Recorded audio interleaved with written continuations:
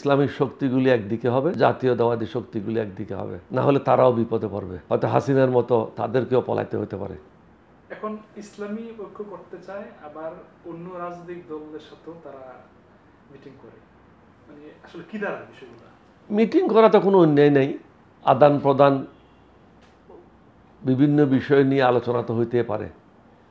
তবে আমার অভিজ্ঞতা বলতেছে আলটিমেটলি এখানে দুইটাই বড় শক্তি দাঁড়িয়ে যাবে। একটা হলো ইসলামিক শক্তি, আর একটা হলো জাতীয়তাবাদী শক্তি। শেষ পর্যন্ত কাকেই জনগণ ক্ষমতায় নিয়ে আসে সেটাই দেখার অপেক্ষায় থাকতে হবে। মানে আপনি কি ইঙ্গিত দিয়ে যাচ্ছেন যে ইসলামিক দল আর বিএনপি এখানে পক্ষ বিপক্ষ হিসেবে কাজ করে, প্রতিদ্বন্দ্বী হিসেবে কাজ করে? আমি পক্ষ বিপক্ষ কোনো কিছু বলতে চাচ্ছি না। আমি বলতেছি আপাত দৃষ্টিতে মনে হচ্ছে ইসলামিক শক্তিগুলি একদিকে হবে, জাতীয়তাবাদী শক্তিগুলি একদিকে হবে, এবং এখানে দেখতে হবে জনগণ কাদেরকে বেছে নেয় রাষ্ট্র পরিচালনার জন্য। এর ভিতরে থেকে আমরা আবার মানে বিভক্তিও দেখতে পাচ্ছি, দ্বন্দ্বও দেখতে পাচ্ছি। এটা তো থাকবেই। রাজনীতি করতে গেলে আপনি যখন কথা বলবেন আরেকজনে আপনাকে সমালোচনা করবে, আমি যে আপনাকে ইন্টারভিউ দিচ্ছি আমাকে অনেকে গালি দেবে, এটাই স্বাভাবিক। কারণ এক একজন এক একভাবে ব্যাখ্যা করবে, এক একজন এক একভাবে চিন্তা করবে। আমাকে যে গালি দেবে না, সমালোচনা করবে না, এটা যদি আমি ধরে নিই তাহলে আমি একজন বোকা লোক। আমাকে সমালোচনা করবে, আমাকেও গালি দেবে, আমার বক্তব্যগুলি এক একজন এক একভাবে ব্যাখ্যা করবে। আমি তো আর মানুষের ব্রেনের মধ্যে ঢুকতে পারি না। আমি আমার কাজ করে যাচ্ছি, আমি যেটা মনে করি ভালো, যেটা আমার বুদ্ধি বিবেচনায় ভালো মনে করি, আল্লাহ রসুলের পথে থাকার চেষ্টা করি। অনেকে সেটা ভুলভাবে ব্যাখ্যা করেন, আমাকে গালিও দেন, এটাতে আমার কিছু আসে যায় না।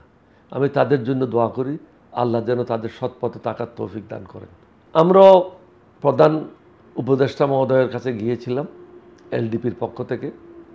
আমরাও বলেছি যে অনির্দিষ্টকালের জন্য আপনারা এখানে ক্ষমতায় আসেন নাই, বিশেষ একটা কারণে বিশেষ পরিপ্রেক্ষিতে আপনারা ক্ষমতায় আসছেন। আপনারা জনগণের প্রতিনিধি না।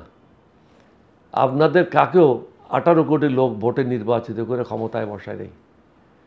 এটা একটা সরকার বিরোধী আন্দোলন হয়েছিল। এই আন্দোলন হয়তো অনেকের সম্মতি ছিল, অনেকের সম্মতি ছিল না। লক্ষ লক্ষ লোক রাস্তায় নেমে আসছে, কিন্তু এখানে তো 12 কোটি ভোটারের অংশগ্রহণ ছিল না। সুতরাং তারা কোনো অবস্থাতেই তারা নিজকে বলতে পারে না তারা জনগণের প্রতিনিধি। তারা হলো একটা বিশেষ পরিস্থিতিতে বিশেষ কারণে ক্ষমতায় আরোহণ করেছে।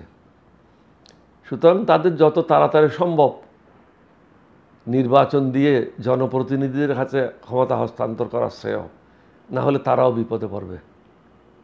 হয়তো হাসিনার মতো তাদেরকেও পলাইতে হতে পারে।